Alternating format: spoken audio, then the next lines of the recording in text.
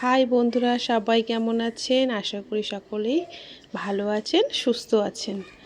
আমি স্বপ্না এসে গেছি আপনাদের মাঝে। আমি গেছিলাম নবদ্বীপ রাসে। সেই সময় কিছু দর্শন করা, সেইগুলো আপনাদের সঙ্গে শেয়ার করে নিচ্ছি। এটি হচ্ছে 60 ফুটের মহাপ্রভু দর্শন করতে গেছিলাম। হ্যাঁ, টোটো করে গেছিলাম। নবদ্বীপের নিমাইয়ের জন্মস্থান, সমস্ত কিছু, আরও গোবিন্দবাড়ি। তো আপনাদের সঙ্গে যতটুকু পারবো আমি শেয়ার করব।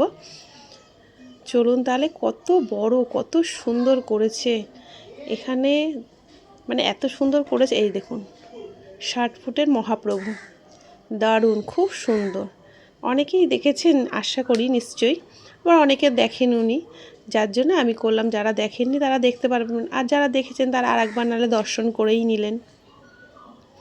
কত মানুষ, কত জায়গা থেকে গেছে। এই রাসের সময় যে কী ভিড় নবদ্বীপে, মানে খুব আনন্দ হয়, খুব ভালো লাগে। আমি তো রাসে ঘরের ঠাকুরকে দিয়ে ঠিয়ে তারপরে আরোহণের দিন গেছিলাম, রাসের পরের দিনকে গেছিলাম। এই দেখুন, গোবিন্দ নীলা করছে কৃষ্ণ সখীদের সাথে।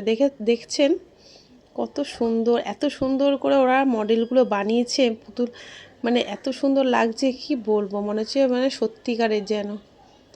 এই যে গৌর নিতাই সব কীর্তন করতে করতে যাচ্ছে, মহাপ্রভু, নিমাই,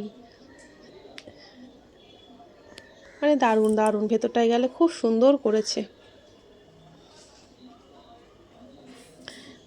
অনেক অনেক রকম সুন্দর কারুকার্য করেছে। তার মাঝখানে গাছ রয়েছে, বেশ ভালো লাগছিল। মনটা বেশ হারিয়ে যায় কোনো এক জায়গায়। আর যদি সেটা হয় সকালের দিকে, আমরা সকালের দিকেই যদিও বেরিয়েছিলাম, সেটা আরোই ভালো লাগে। এই দেখো বজরংবলী, অনেক অনেক।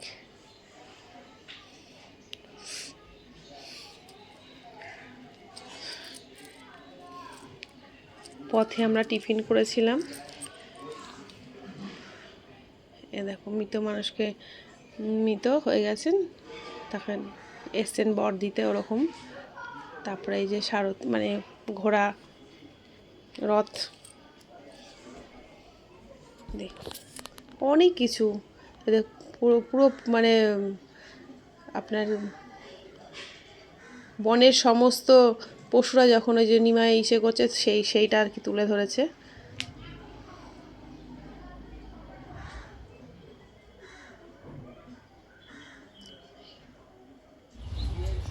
এখানে বনভোজনের, এটা হচ্ছে বনভোজনের, সকলে মিলে যে বনভোজন হচ্ছিল সেটা আর কি তুলে ধরেছে। নানান রকমভাবে পুতুল দিয়ে সুন্দর সুন্দর সব, মানে ছোট ছোট করে তুলে ধরেছে। সবাই দর্শন করবে, জানবে। এই যে ভ্যাগধারী যে বৈষ্ণবরা হন, ওনাদের মডেল করেছেন। দেখুন কত সুন্দর, খুবই সুন্দর, অনেক অনেক সুন্দর।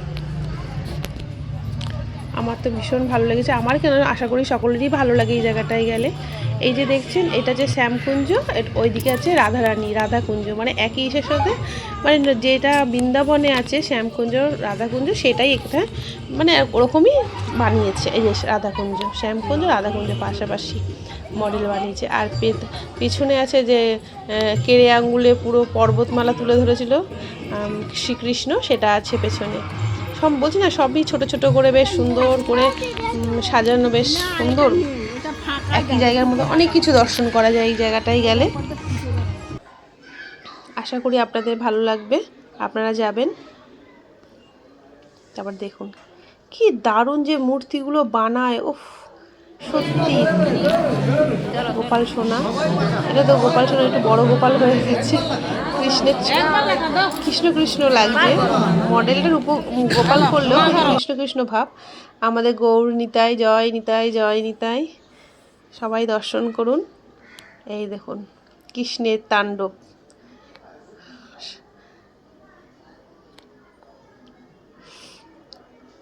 কত সুন্দর সিনারি করেছে না, মানে কি বলবো। জলের ফোয়ারা বেশ সুন্দর। আর এখানে প্রবেশ করতে 10 টাকা করে লাগে, এটা বলতে ভুলে গেছি। এই দেখুন মা গঙ্গা, 10 টাকা করে, প্রত্যেকে 10 টাকা করে দিতে লাগে ভেতরে প্রবেশ করার জন্য। আর কোনো পয়সা লাগে না, টিকিট কোনো নেই, ওই ঢোকার জন্য 10 টাকা করে।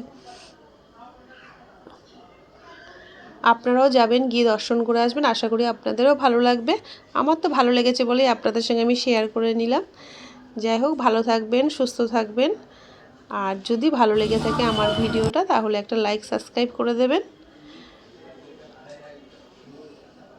নতুন বন্ধুরা আমাকে সাবস্ক্রাইব করো, পুরনো বন্ধুরা যারা আমার পরিবারে আছো তারা আমাকে কমেন্ট করে জানিও কীরকম লাগলো। রাধে রাধে বন্ধুরা, সবাই ভালো থেকো। বাই বন্ধুরা।